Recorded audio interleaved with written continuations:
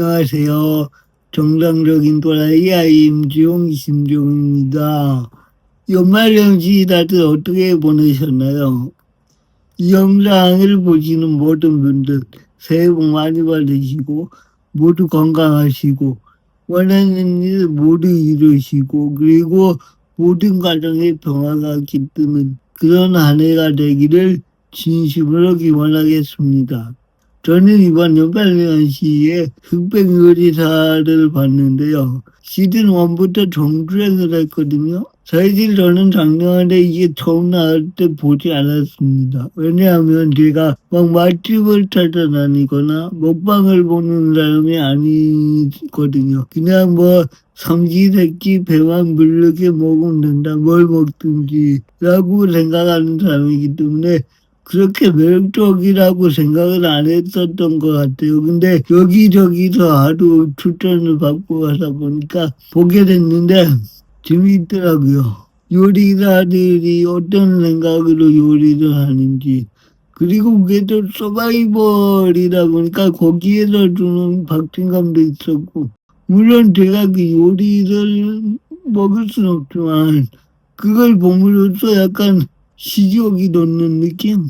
그러니까 약간 먹방의 다른 개념이 아닌가, 다른 버전이 아닌가라는 생각을 할 정도였으니까요. 그래서 이제 시즌 1을 빨리 다 보고 시즌 2를 보기 위해서 뭐 여기저기 찾아봤는데 검색을 해보니까 기자회견에서 어떤 기자가 이렇게 묻더라고요. 백종원 사태가 있었음에도 불구하고 공개하는데 부담이 없었냐고.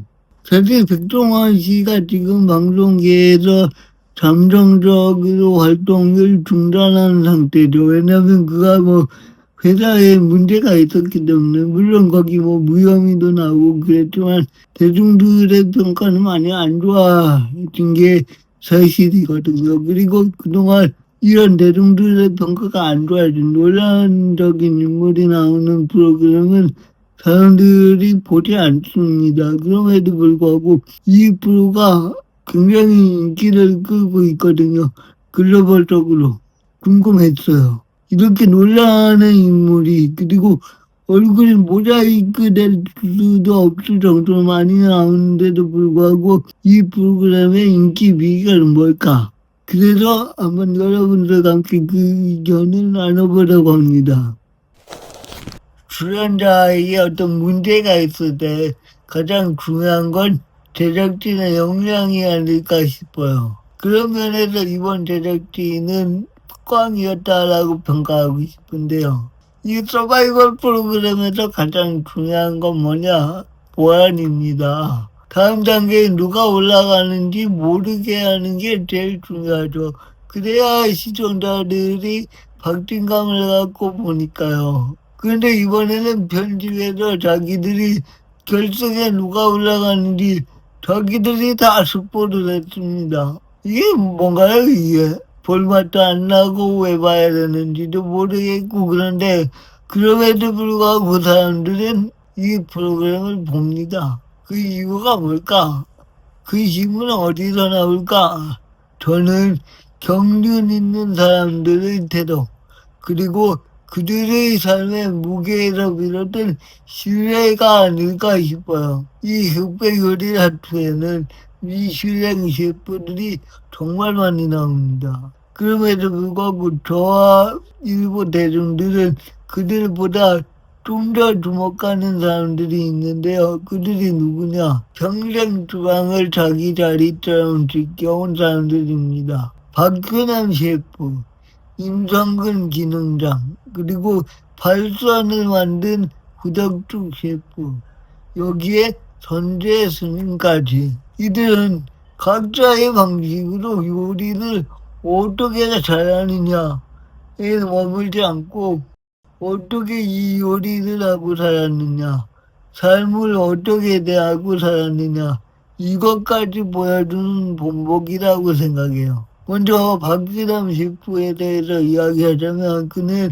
초등학교 3학년 때 10살이죠. 그러니까 소여물을 씻다가 사고로 오른쪽 검지 2마리가 잘렸다고 합니다. 요리를 하는 사람에게 손가락 절단은 치명적인 일이죠. 거기에다가 그는 어릴 때 집안 형편이 안 좋았기 때문에 중학교 졸업을 하고 나갔고 중학교 졸업장과 중직돌이 자격증만 갖고 호텔에 취업을 했다고 해요. 그럼에도 불구하고 손가락이 하나만 다친 것이 오히려 감사하다라고 생각한다. 이렇게 밝혔다고 합니다. 그리고 기술 하나로 살겠다라고 마음먹고 시작해서 한국인 최초로 서울 힐튼 호텔에 총 주방장 자리에 오르고 명장 타이틀까지 얹었습니다. 거기다가 한국에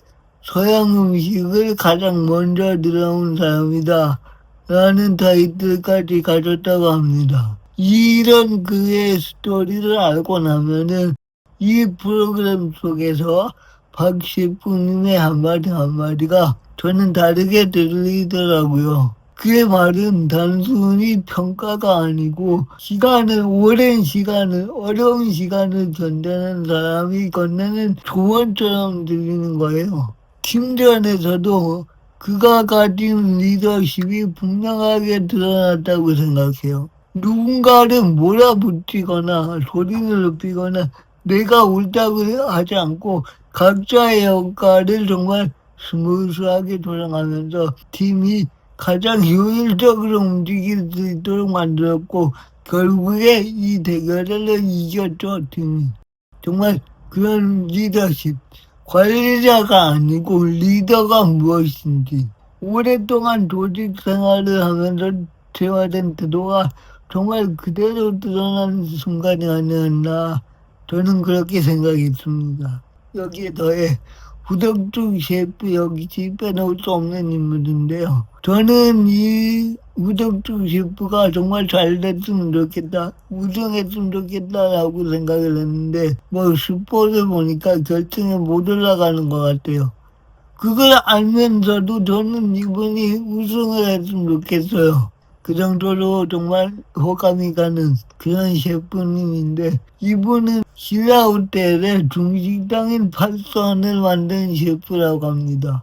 이분이 중식계에는 4대파가 있는데 그 중에 하나가 팔선파예요. 팔선파의 수장이고 이 파라는 게 족복이 아니고 우리나라 중식 계보를 설명하기 위해서 만든 거라고 보시면 될 것 같아요. 그리고 이분이 한국에 처음으로 불도장을 도입해갖고 장점인이나 이런 중국 주석들로부터 중국 본토보다 요리를 더 잘한다라는 평가까지 받은 그런 인물이라고 합니다. 이런 중식계에 굵직한 족적을 남긴 인물인데 이분이 이 프로그램 안에서 자기를 전설이라고 부르는 걸 좀 꺼려하고 뒤로 빠져있지 않아요. 팀전에서는 정말 굳은 일마다 하지 않고 또 후배를 믿어주고 동시에 후배가 이것 좀 해주세요라는 허드렛 일까지도 손수 다 합니다. 위에서 지시만 하는 게 아니고 그렇게 함께 손을 담그고 같이 노동을 하는 모습이 정말 인상적이었습니다. 특히 더 인상적이었던 건 이분이 49년생, 그러니까 올해 나이로 한 77 정도가 됐죠. 그럼에도 불구하고 세미파이널에서 주방을 뛰어다니면서 요리를 하셨는데요. 이건 어떤 단순한 체력 과시가 아니고 나는 여전히 현대형 셰프다 라고 선언하시는 것처럼 보였어요. 여기에 더해서 그는 당근을 갖고 무한 요리를 하는 대결에서 당근짜장 같은 한 번도 만들어보지 못한 요리를 머리에서 생각해서 바로 만들어서 맛있다는 평가를 받는 정말 노련한 스킬까지 갖고 있는 신선한 모습을 보였다라고 보였습니다. 그게 되게 저는 인상적이었어요. 어떤 전통에만 머물지 않고 새로운 조합을 실험하면서 결국에 최소 3등을 확보했죠. 이런 그의 모습에 백종원, 안성재 심사위원이 자연스럽게 동감을 표했고 그 이유가 거기다라고 생각합니다. 단순히 음식이 맛있어도 물론 맛도 있었을 거예요. 그런데 그 나이와 그 경력을 핑계대지 않고 물러서지 않는 태도에 대한 존중이 아니었나 저는 그렇게 생각합니다. 그리고 무한요리 대결 때 하셨던 그 말들을 들으면 절로 동정심이 생기죠. 임성근 조리장은 또 다른 축을 완성합니다. 이분은 국가공인조리기능장이라는 타이틀을 갖고 있는데요. 이거는 화려함보다 현장에서 기본과 표준을 오랫동안 지켜온 사람에게 주어지는 거라고 합니다. 팀전에서 어떤 미쉐린 셰프가 이분이 양념을 만든다고 할 때 좀 못 믿어하는 눈치를 보였어요. 이걸 갖다 어떤 분이 쇼트로 만들었는데 거기 댓글에 이런 게 있더라고요. 미쉐린 셰프, 다이어트에다가 공인한 요리사, 국가기능조리장, 국가가 공인한 요리사라고요. 물론 이 둘을 비교하자는 건 아니고 그 정도로 국가공인조리장이 대단한 거다라고 보시면 되는데 이 임성근 조리장이 그렇다고 봅니다. 이분의 요리는 위생, 안정감, 기본기라는 단어가 먼저 떠오를 정도로 완벽한 요리를 서민들이 먹을 수 있는 요리를 하는 사람이다. 그래서 뭐 한식 대첩에서도 우승하고 그랬으니까요. 이런 경력은 단순히 오래 있었다라는 시간이 아니고 축적된 시간의 표준, 그 통합이 아닐까 생각합니다. 그리고 전재수님은 대한민국 사찰 음식 명장입니다. 해외에서 강연도 다니시는데 그의 음식은 되게 퓨어해요. 양념, 그러니까 MSG가 첨가되지 않습니다. 속세의 그런 음식이 아니죠. 그리고 미슐랭 이런 게 MSG처럼 약간 겉멋으로 평가된다고 보면은 이 사찰 음식은 그야말로 순수함 그 자체라고 할 수 있지 않을까라고 생각해요. 미슐랭을 폄하하는 건 아닙니다.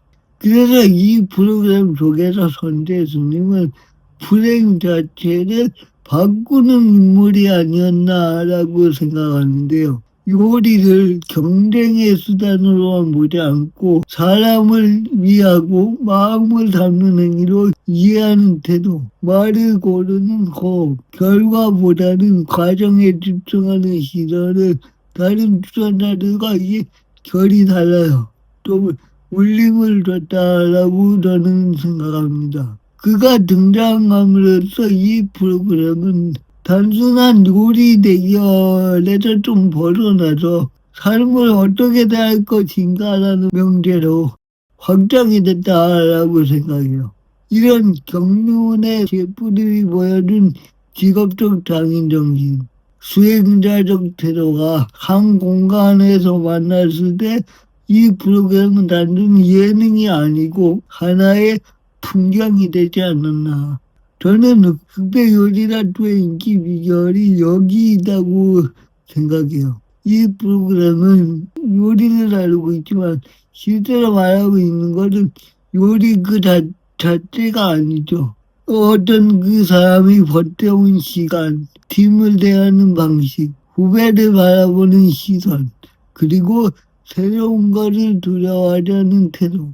이게 이제 논란 이후에도 시청자가 이 프로그램을 떠나지 못하게 하는 하나의 이유이지 않을까라고 생각합니다. 단순히 재미 때문이 아니라 이 사람들이 보여준 이런 삶의 방식이 화면을 통해서 전달됐기 때문에 사람들은 이 프로그램을 끝까지 보고 응원하는 거 아닌가라고 저는 느꼈습니다. 이 프로그램이 남긴 것은 어떤 레시피가 아니에요. 요리의 레시피가 아니고 요리를 대하는 사람들의 태도가 아닌가 싶습니다. 그리고 그 태도는 시간이 만든 설득력이고 그 설득력에 의해서 사람들이 그분들의 음식점에 가고 그분들의 음식 앞에 서서 그분들의 음식을 맛있게 먹을 수 있는 하나의 모티베이션이 된다라고 생각합니다. 긴 이야기 들어주셔서 감사합니다.